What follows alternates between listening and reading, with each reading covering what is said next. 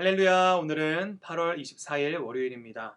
오늘 우리에게 주신 하나님의 말씀은 로마서 13장 9절과 10절입니다. 간음하지 말라, 살인하지 말라, 도둑질하지 말라, 탐내지 말라 한 것과 그 외에 다른 계명이 있을지라도 내 이웃을 내 자신과 같이 사랑하라 하신 그 말씀 가운데 다 들었느니라. 사랑은 이웃에게 악을 행하지 아니하나니 그러므로 사랑은 율법의 완성이니라. 아멘. 여러분, 성경을 보면 정말 많은 율법들이 존재하는 것을 우리는 알 수 있습니다. 율법 하면은 뭔가 우리와는 거리가 멀게 느껴지기도 하지만, 쉽게 말하자면 하나님께서 그 당시에 이스라엘 백성들에게 그들이 하나님의 자녀로서 하나님의 백성으로서 살아가는데 올바른 가이드라인이라고 생각하면 쉬울 것 같습니다. 물론 오늘날까지도요, 유대인들은 그 하나님께서 주셨던 율법을 아주 잘 지키려고 노력합니다. 그 율법을 지키는 것이 바로 의로운 사람이라고 하는 표시가 되었고, 그 율법을 제대로 지키지 않으면 반대로 의롭지 않은 사람이라고 하는 평을 오늘날까지도 받기 때문이죠. 근데 여러분, 이런 율법이 성경에 총 613개나 존재한다고 합니다. 정말 많죠.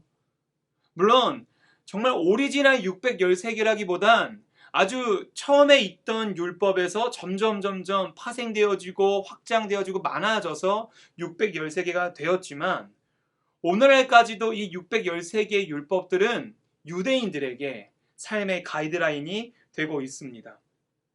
여러분, 그들의 율법을 지키는 이유는 무엇이었나요? 내가 의로워지기 위해서, 내가 형통해지기 위해서, 내가 하나님께 복을 받기 위해서였습니다. 여러분, 좋죠. 우리도 신앙생활하고 예수님을 잘 믿는 이유를 누군가 묻는다면 어떻게 대답하시겠어요? 내가 형통하기 위해서, 내가 그 하나님의 은혜를 참 경험하기 위해서. 너무 좋죠. 여러분, 틀린 말 아닐 겁니다. 여러분, 그런데 성경을 만약에 짤 수만 있다면, 나오는 엑기스 한 문장이 있다고 해요. 어떤 문장이면 바로 하나님 사랑 그리고 이웃 사랑입니다. 여러분, 우리가 신앙생활을 열심히 하는 이유, 아니요, 유대인들이 그렇게 율법을 잘 지키는 이유, 내가 형통하려고, 내가 은혜 받으려고, 내가 하나님과 친밀해지려고. 참 보기엔 좋지만 거기엔 빠진 것이 하나 있다는 거예요. 뭐가 빠졌나요? 하나님 사랑은 그곳 가운데 있지만 바로 이웃 사랑이 빠졌다는 것입니다. 여러분, 사도 바울은 오늘 이렇게 말합니다. 율법의 완성은 사랑이라고요. 여러분, 근데 거기서 말하는 사랑이란 하나님 사랑만을 말하지 않습니다. 절대로. 언제나 실과 바늘처럼 따라다니는 것이 있는데, 하나님 사랑이 있다면 반드시 이웃 사랑이 함께 해야 된다는 거예요. 아마 이 이야기를 처음 들어보는 분들은 거의 없을 겁니다. 우리가 신앙생활 하다 보면 이 사랑이라고 하는 단어를 얼마나 많이 듣는지요. 하나님의 그 크신 사랑, 한량없으신 사랑, 그 사랑에 대해서 우리가 얼마나 많이 들어왔고 또 경험했는지 모릅니다. 하지만 여러분, 그 사랑을 많이 듣고 경험했지만 그만큼 우리가 자주 놓치는 게 있는데, 바로 하나님이 우리를 향한 사랑만큼은 놓치지 않아요. 그건 아주 꽉 붙잡습니다. 하지만 우리가 쉽게 놓치는 것은 바로 타인을 향한 이웃 사랑을 때론 놓칠 때가 있다는 것이에요. 오늘 10절에서는 이렇게 말합니다. 사랑은 이웃에게 악을 행하지 아니하나니 그러므로 사랑은 율법의 완성이니라. 여러분, 로마서가 우리에게 계속해서 말하는 게 무엇입니까? 우리는 죄인이라는 거예요. 그리고 우리 예수 그리스도께서 우리가 죄인이지만, 여전히 우리가 악인이고 연약하고 죄인이지만, 그럼에도 불구하고 우리를 구원해 주셨다는 거예요. 우리를 위해서 피 흘리셨다는 거예요. 여러분, 만약에 이 은혜를 경험했다면, 여러분, 그 은혜가 나에게 주어졌다면 동일하게 다른 이에게도 주어지는 것이 진리입니다. 그 사랑을 경험했다면, 주님께서 정말 원하시는 삶이란 그 사랑을 나만 아는 것이 아니라 그걸 아직 알지 못하는 주변에 흘려보내는 것을 원하지 않으실까요? 근데 이게 참 힘들어요. 왜 힘들까요? 저부터요, 제가 아프면요, 제가 잘 알아요. 제가 제일 먼저 느껴요. 당연하죠. 제가 아프니까요.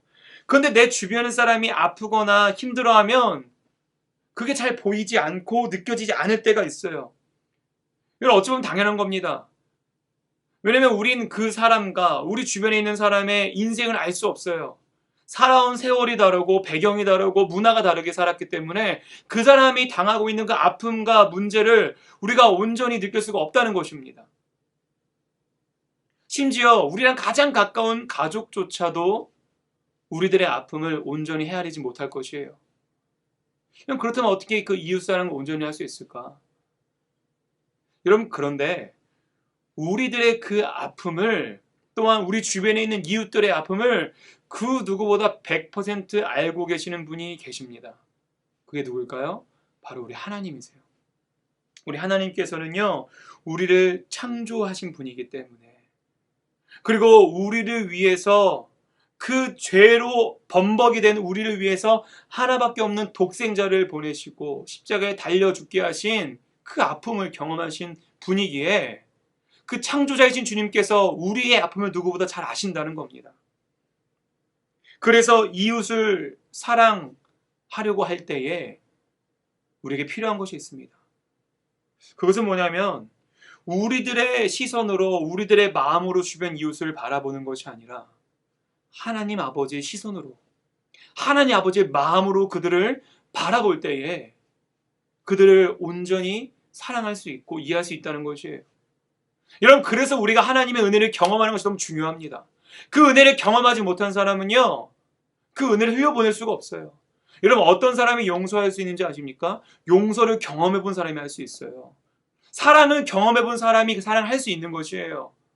여러분, 오늘 하루 우리가 하나님 사랑에는 우리가 참 관심이 많습니다.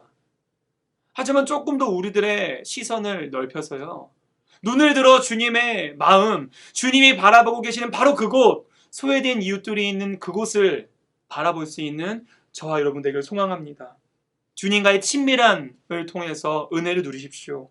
그리고 주님의 마음으로 주변을 돌아보십시오. 그때에 그 주변의 이웃들을 향한 주님의 사랑과 자비하심이 여러분에게도 동일하게 임하길 주님의 이름으로 소망합니다.